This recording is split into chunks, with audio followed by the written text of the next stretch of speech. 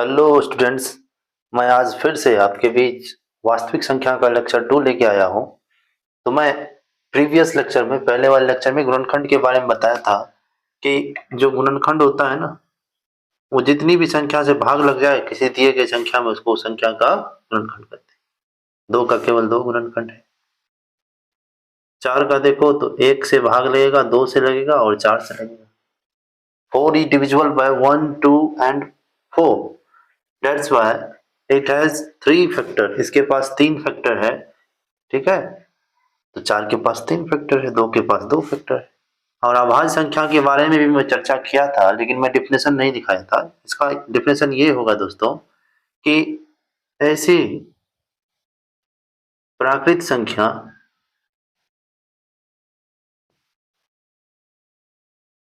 संख्याएं जिसके केवल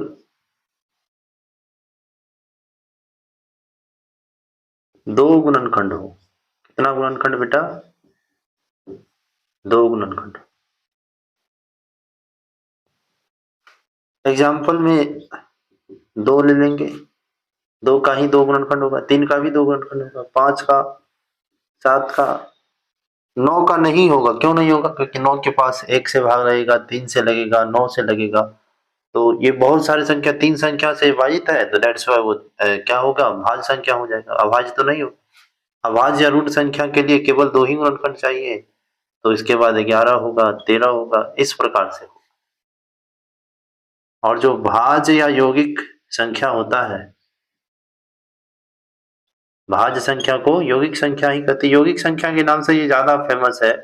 और 10th क्लास के एग्जाम में ये अभाज्य और भाज्य संख्या सीधे सीधे दिए रहते हैं कि इसमें से कौन अभाज्य संख्या है, कौन भाज्य संख्या है। तो ये हम आपको करवाएंगे, क्वेश्चन करवाएंगे आपको। भाज्य या यौगिक संख्या क्या होता है? तो वे प्राकृत संख्याएं, ये प्राकृत संख्या में से ही कोई होगा। वे प्राकृत संख्याएं जिसके क्या हो? 2 से अधिक गुणनखंड हो। 2 से अधिक गुणनखंड हो।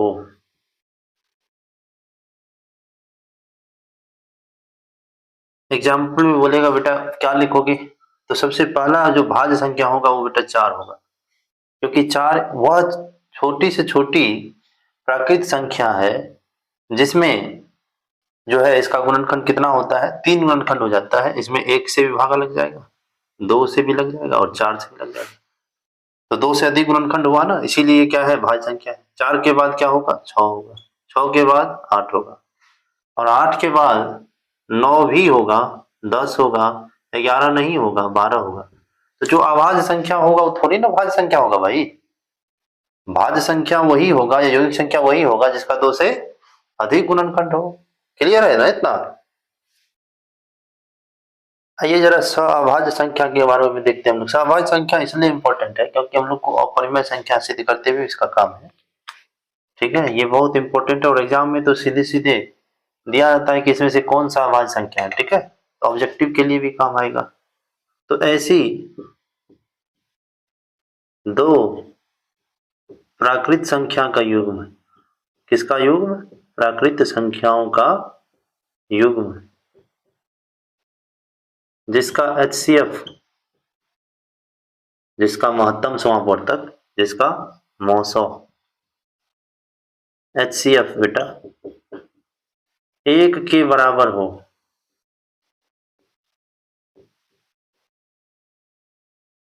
क्या कहलाता है?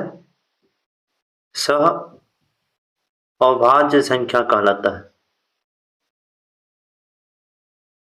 ये बेसिक्स है और बेसिक से क्वेश्चन आते हैं, इसलिए मैं ये करवा रहा हूं। और बेस के बिना आगे जाओगे कैसे? सीखोगे कैसे? एग्जाम्पल में जैसे मैंने बेटा ले लिया 3 और 5 ले लिया। अभी 3 और 5 का HCF निकाल के देख लेते हैं हम लोग, ऐसे करके। 3 का 3, 2 आया, फिर 3 यहां से ले आए। बचपन में यही सीखे होगे बेटा, 1 दूना 2 कट गया। तो यहाँ पर जो HCF आया, ये जो मौसो आया, वो कितना आया? 1 के बराबर आया। इसीलिए ये दोनों संख्याओं का युग्म क्या है? सहभाज्य संख्या है। दूसरा एग्जाम्पल यदि हम ले ले 11,13, तो क्या कहना गलत होगा कि ये सहभाज्य संख्या है? नहीं, बिल्कुल सही है। इसका HCF 1 होगा, इसीलिए ये क्या है? एक सहअभाज्य संख्या है। तो सहअभाज्य संख्या को याद रखें, क्योंकि इसका काम बहुत सारे जगह पर हमको आने वाला है। हमने ये कुछ ऑब्जेक्टिव ले लिया जो मैंने अभी पढ़ा है, तो यहाँ पे आप सभी पहले अपने मन से टिक कर ले कौन सा सही होगा, कौन सा गलत होगा। उसके बाद मैं बता दूंगा, तो आप स्टॉप करें और बनाना स्टार्ट करें। क्लियर है? तो पहले हम देख लेते हैं यहाँ पे कौन यौगिक संख्या होगा। तो यौगिक संख्या या भाज्य संख्या वो होता है जिसका 2 से अधिक गुणनखंड हो। इसका तो नहीं होने वाला। 47 1 से कटेगा और 47 से कटेगा। 97 का भी वही बात।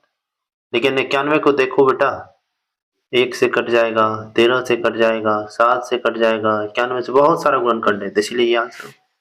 इसमें से कौन एक अभाज्य संख्या होगा? तो अभाज्य संख्या तो केवल 2 गुणनखंड होते हैं, 2 से अधिक तो हो नहीं सकते। तो सीधे सीधे हम यहाँ पे आ जाते हैं। 47 में देखिए 1 और 47 से भागा लगता है, इसीलिए ये क्या हो गया?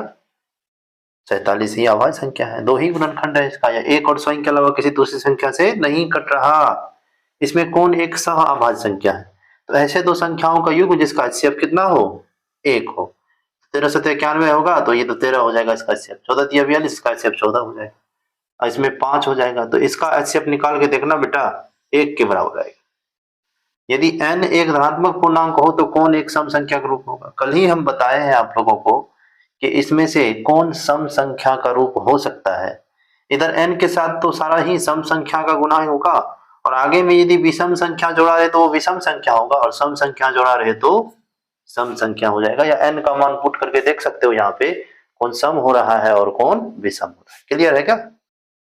आप लोग यहाँ पे परिमेय संख्या को समझेंगे, रेशनल नंबर को समझेंगे। रेशनल नंबर क्या होता है, परिमेय संख्या क्या होता है? ऐसी संख्याएं जिसे P/Q के रूप में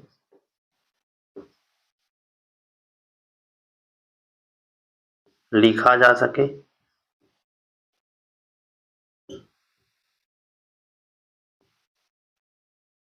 साथ ही Q नॉट इक्वल टू 0 हो। P एवं Q एक पूर्णांक संख्या हो। ये बात ध्यान में रहे बेटा।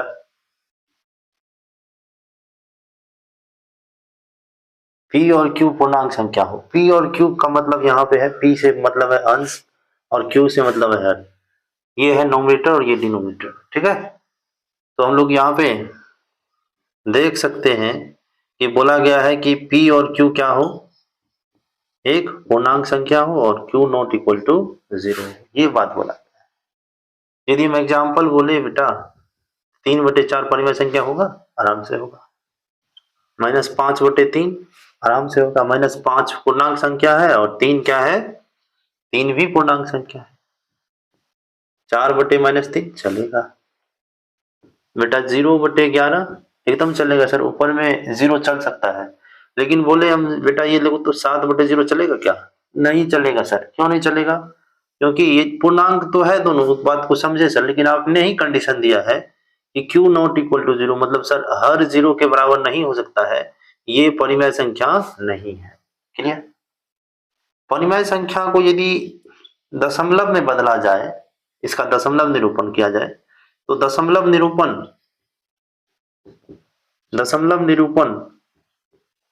या तो शांत होगा, या तो टर्मिनेटिंग होगा, या नहीं तो क्या होगा? अशांत होगा, मतलब नॉन टर्मिनेटिंग होगा। शांत कब होगा, अशांत कब होगा, हम लोग समझते हैं बात को आसानी से। कब शांत कब अशांत ये हम लोग आराम से समझ सकते हैं। कैसे समझेंगे बेटा? जैसे मान लो 3/2 है, ठीक है? तो इसको भाग करने के बाद इधर भागा कर लेते हैं, तो जो नीचे में रहता है उसी से हमेशा भागा किया जाता है। ये बात तो याद होगा आप लोगों को। 2 1 2, 3 में से 2 गया 1, दशमलव लगाए, 2 पंचे 10, कट गया 1.5। एक ही अंक के बाद कट गया, ये पूरी तरह से कट गया है, तो ये क्या है? शांत। और अशांत का एग्जाम्पल दूं, जैसे मान लो बेटा 1/3 है, ठीक है? तो किस में किससे भागा दोगे? 3 से भागा देंगे 1 में। यहाँ 0 दशमलव लगाए, यहाँ 0 आया, 3 3 9, 3 तिरिक 9 हुआ, एक आया यहाँ पे, फिर एक जीरो अपने आप आएगा ना बेटा। ये दशमलव का भागा तो आता होगा। ये बेटा तुम्हारा जिंदगी खत्म हो जाएगा, लेकिन ये भाग खत्म नहीं होने वाला है। तो इस तरह के भागा को, जो ये दशमलव निरूपण आ रहा है, इसको क्या कहेंगे हम लोग बेटा? अशांत कहेंगे। दशमलव के एक अंक बाद या कुछ अंक बाद यदि कट जाए तो वो शांत दशमलव होगा। समझे बेटा? बेटा दशमलव के बाद यदि कुछ अंक बाद, दशमलव के बाद यदि कुछ अंक बाद कट जाए तब वो शांत होगा। और दशमलव के कुछ अंक बाद या एक अंक बाद उसका रिपीटेशन होने लगे, बार बार दोहराने लगे, तब उसको क्या बोलेंगे हम लोग? अशांत। क्लियर है क्या? अब बिना भाग दिए कैसे पता करें कि कौन शांत है और कौन अशांत है? इसके लिए हम लोग क्या करते हैं, हर का आभाज्य गुणनखंड करते हैं। सिर्फ हर का आभाज्य गुणनखंड करना बेटा। तो यहाँ पे जब हर का आभाज्य गुणनखंड करोगे, क्या आभाज्य गुणनखंड करने के लिए आता है आप लोगों को? ऐसे करना, 2 चौके 8, 2 दूनी 4। नहीं आता है तो ये भी सिखा देंगे बेटा। तो आभाज्य गुणनखंड में हर का आभाज्य गुणनखंड जो आया, सिर्फ और सिर्फ आभाज्य गुणनखंड में 2 है, तो इसका मतलब ये शांत है। क्या है बेटा? शांत है। अब हम लोग यहाँ पे देख लेते हैं बेटा, 4/25 का क्या होगा? 5 गुना 5 होगा। तो सिर्फ 5 है, तब भी ये क्या होगा? शांत होगा। किसका आभाज्य गुणनखंड? तो हर का। अब यहाँ पे देख लेते हैं, 20 का गुणनखंड करके देखो इधर बेटा। 20 का करो, 2 से करेंगे 10, 2 से करेंगे 5, तो ये क्या हो गया? 2 गुना 2 गुना 5। 2 और 5 है, तब भी शांत ही होगा।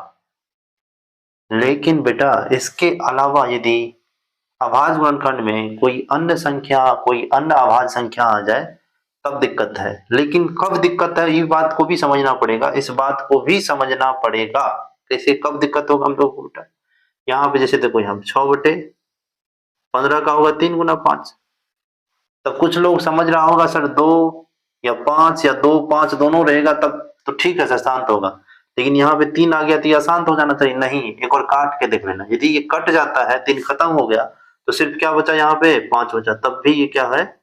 शांत है।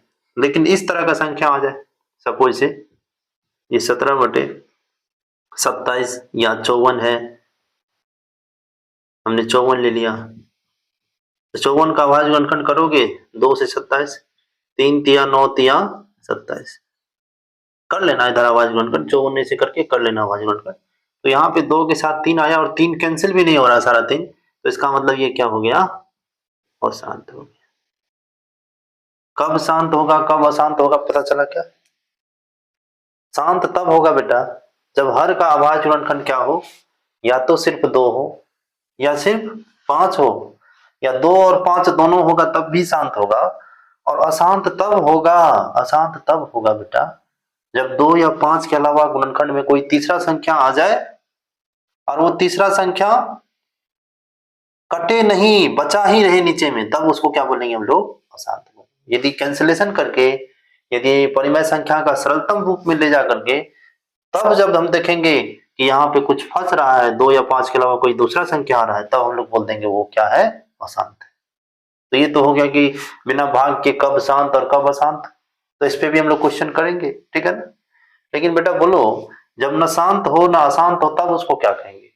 तो ऐसा दशमलव निरूपण जो न शांत होता है न अशांत होता है, उसको बेटा कहा जाता है अपरिमेय संख्या। क्या कहा जाता है बेटा?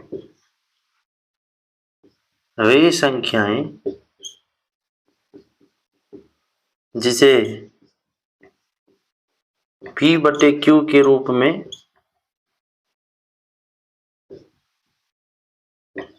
नहीं लिखा जा सके, ठीक है, जहां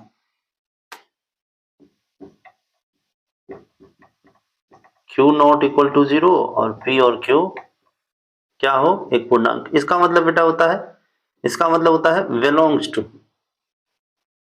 मतलब इससे बिलोंग करता है। और आई मतलब हम बताए थे, ये पूर्णांक संख्या का फैमिली है, तो पूर्णांक संख्या के फैमिली से बिलोंग करता है P और Q, ठीक है ना। और हम बता दें बेटा कि दशमलव निरूपण न शांत होगा ना अशांत होगा। दशमलव निरूपण न शांत न अशांत। इसको अशांत अनावृत्ति भी कहा जाता है। इसको अशांत अनावृत्ति भी कहा जाता है। ठीक है, जैसे बेटा 2.14 114 1114 111114, इसमें देखो ना कुछ रिपीट हो रहा है क्या? 14 आया, फिर 114 आ गया, फिर 1114 आ गया, फिर 4 111114 आ गया। तो इस तरह की संख्या को क्या बोलेंगे हम लोग? अपरिमेय संख्या बोलेंगे। क्या बोलेंगे? अपरिमेय संख्या। या रूट में बसा ऐसा संख्या, रूट के अंदर में बैठा ऐसा संख्या जिसका जोड़ा ना लगे, मतलब बाहर ना निकल पाए। ठीक है, √7। अब बोलोगे √9 सर, तो √9 तो देखो ना, √9 यदि दे देंगे तो 3 तिया 9 और ये बाहर आ जाएगा, तब तो ये क्या हो जाएगा? परिमेय संख्या हो जाएगा। रूट से बाहर नहीं आना चाहिए बेटा। जैसे 7 का पावर 1/3 है, तो इसको क्या लिखेंगे? इसको क्या लिखेंगे बेटा? ऐसे कर लेंगे ना। हम लोग जानते हैं कि घात को करनी में कैसे कन्वर्ट किया जाए। 4/3 पावर है, इसको क्या करोगे? यहाँ पे लिखेंगे 7, देंगे अंडर रूट, और नीचे वाली संख्या को यहाँ पर देंगे और ऊपर वाली संख्या को इसके पावर में दे देंगे। इसको ऐसे पावर से, मतलब घात से करनी के रूप में बदलने का ये नियम है। और ये भी एक अपरिमेय संख्या है। पाई भी एक अपरिमेय संख्या है। ई एक आयलर कांस्टेंट है, ये भी एक परिमेय संख्या है। इसके बारे में भी आपको ज्यादा जानकारी होगा नहीं, हम बाद में बताएंगे आपको। तो इस तरह से ये अपरिमेय संख्या होता है। ठीक है, और अगले क्लास में हम लोग सीखेंगे अपरिमेय संख्या को कैसे सिद्ध किया जाता है बेटा। ठीक है, अपरिमेय संख्या को कैसे सिद्ध किया जाता है ये हम लोग अगले क्लास में सीखेंगे और बहुत सारा क्वेश्चन करेंगे। क्लियर है?